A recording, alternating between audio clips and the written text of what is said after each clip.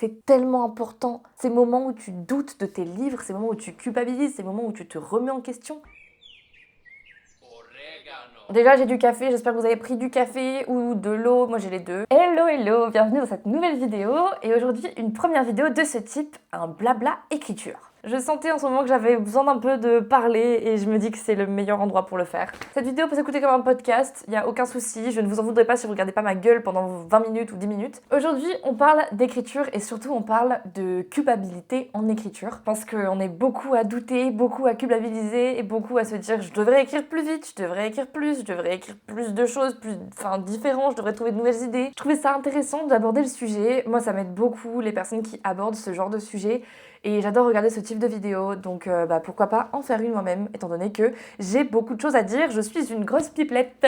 Si vous me connaissez pas, je m'appelle Méline, j'écris des livres depuis que j'ai 15 ans et j'ai écrit une science-fiction, donc de mes 15 ans à mes 16 ans. En gros, pour vous la résumer rapide, mais sinon vous avez ma dernière vidéo dans laquelle j'ai vraiment résumé le livre, qui d'ailleurs va changer du tout au tout, donc le résumé sera bientôt caduc, mais au moins vous avez le synopsis du livre tel qu'il était quand je l'ai écrit et de mon premier jet actuel. Pour vous le résumer rapidement, mon livre, c'est une science-fiction qui imagine une solution à la fin du monde qui a lieu du coup dans le monde de mon livre.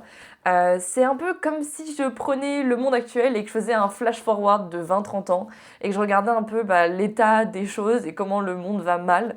Et puis que je disais, ok, il y a un gars qui a trouvé une solution.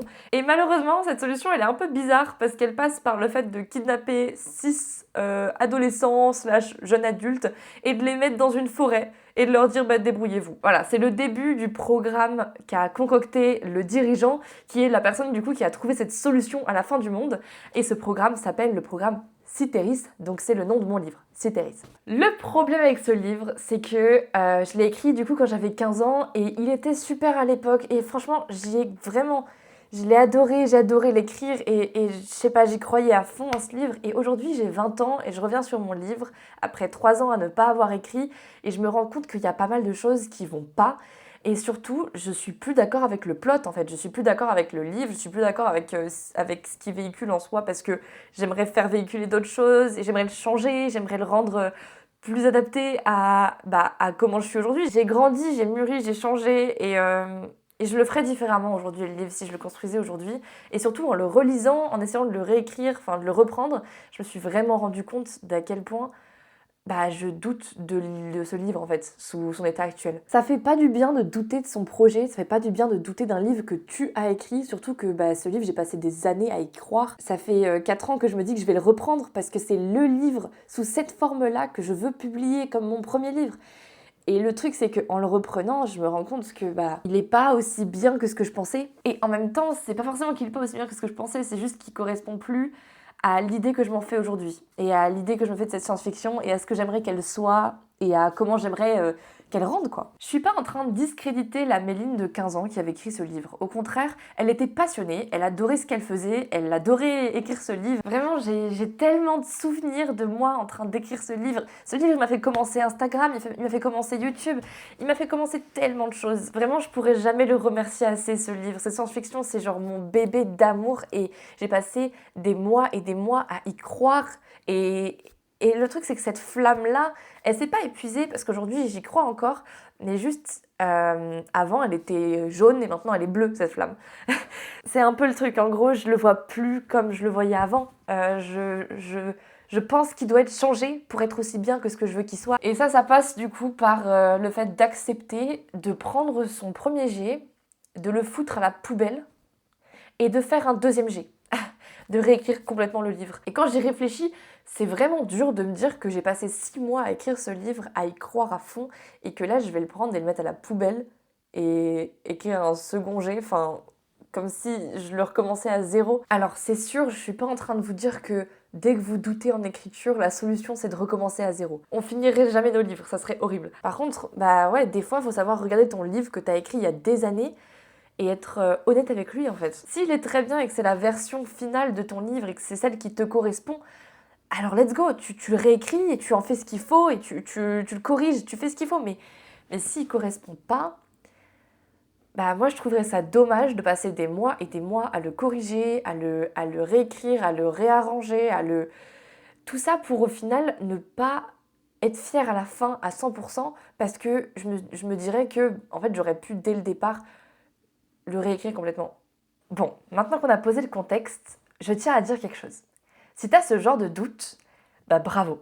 Bravo pourquoi? Bravo parce que ça veut dire que tu es assez investi dans ce que t'écris et t'es assez à fond dans ton livre pour te prendre la tête avec et pour prendre à cœur des trucs. Et c'est tellement important. On s'en rend pas compte quand on écrit, mais c'est tellement important. Ça fait 3 ans que j'ai pas écrit. J'étais en prépa d'abord. Je me suis interdit d'écrire ou de créer du contenu ou quoi que ce soit comme ça parce que je savais que si je m'y mettais, en fait, j'allais pas me concentrer sur la prépa. J'aime trop ça, j'aime trop écrire, j'aime trop faire des vidéos, j'aime trop être sur Insta. Il faut que je me mette à fond.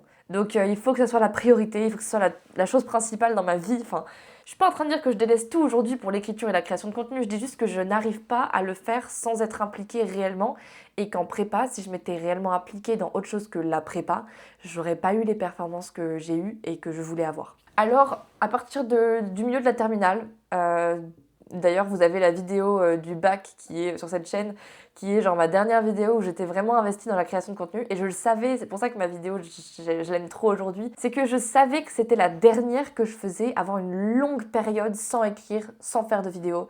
Et ça me manquait déjà en fait. J'étais un peu nostalgique de moments que j'avais même pas encore fini de vivre. Après cette vidéo du bac, il y a eu 2 années et demie, donc la fin de ma terminale, puis les 2 ans de prépa. Où je me suis interdit complètement d'écrire.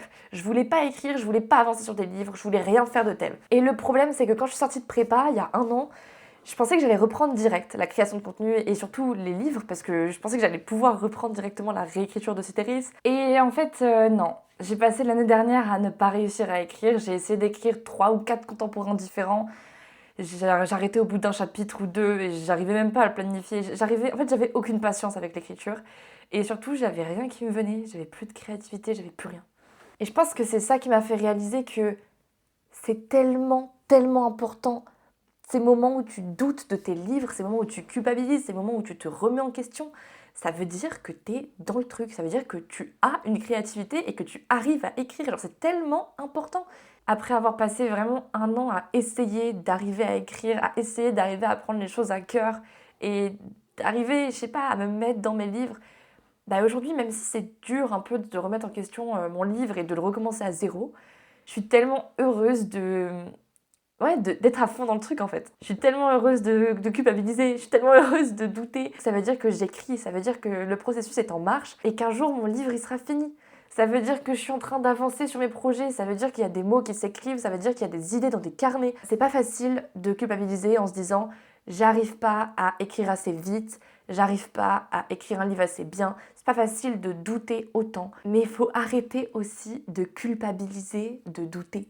Genre c'est ok de douter, arrête de t'en vouloir d'être cette autrice qui doute de tes romans. Et là je parle à moi, hein. Je ne sais pas si ça s'applique à vous, mais à moi ça s'applique de fou. Quand j'étais plus jeune, je culpabilisais tellement dès que je doutais de pouvoir réussir à faire un truc.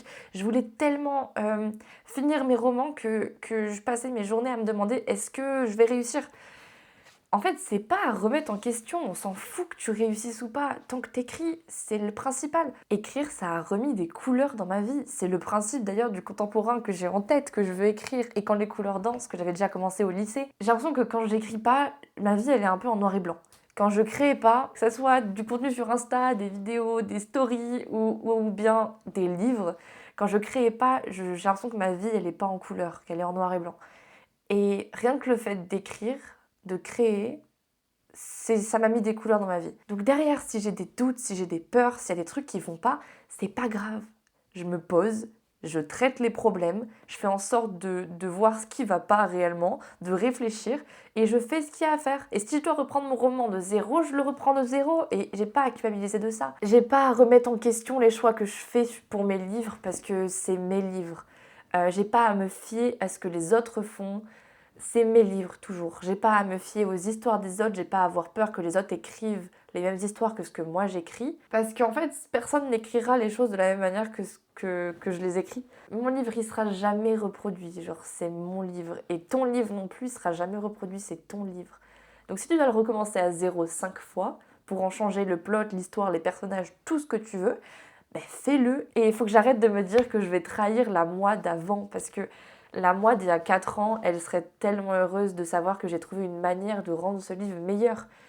Croire en ces livres, c'est pas rester sur la première version, sur la première idée qu'on avait et ne jamais la changer. Au contraire, croire en ces livres, c'est se donner assez pour être capable de changer ce qui ne va pas et de les refaire de tout au tout s'ils ne vont pas, parce que tu sais que tu arriveras un jour à la version finale que tu voudras publier ou que tu voudras faire lire. Croire en ces livres, c'est pas rester figé sur une première idée.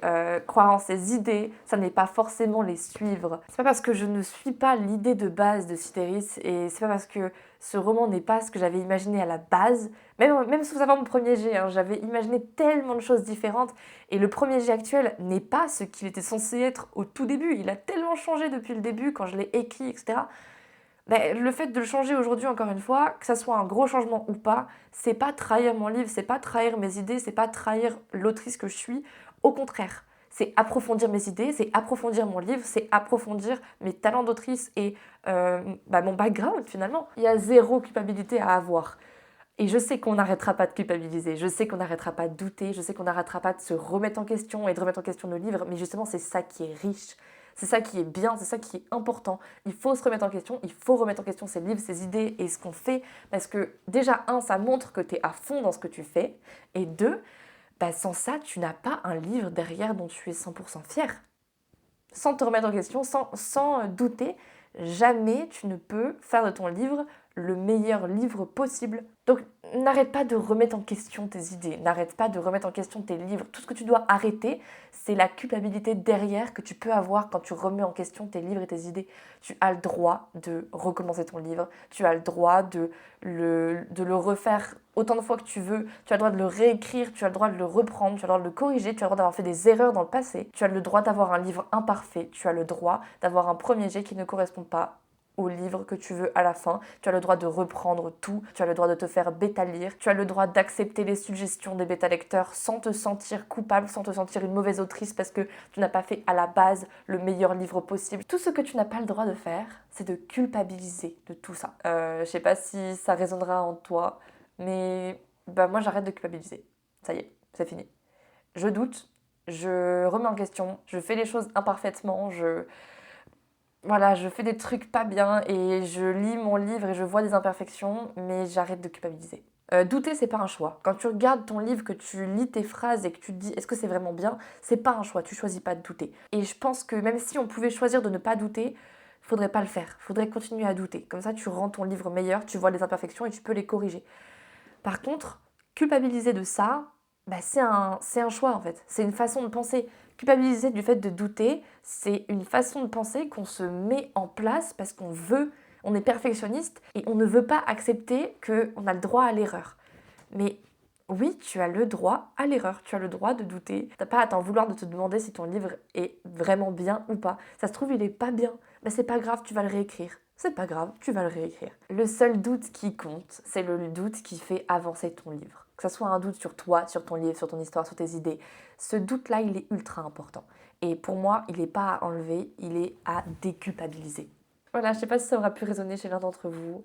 Ça se trouve, je suis la seule à douter de mes livres, mais bon, je pense pas. Si jamais vous doutez aussi de vos livres, n'hésitez pas à m'en parler en commentaire ou sur Instagram. Si la vidéo vous a plu, n'hésitez pas à liker et à vous abonner.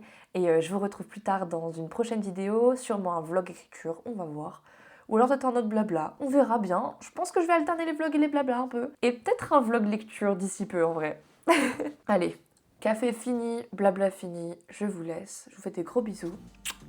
À une prochaine.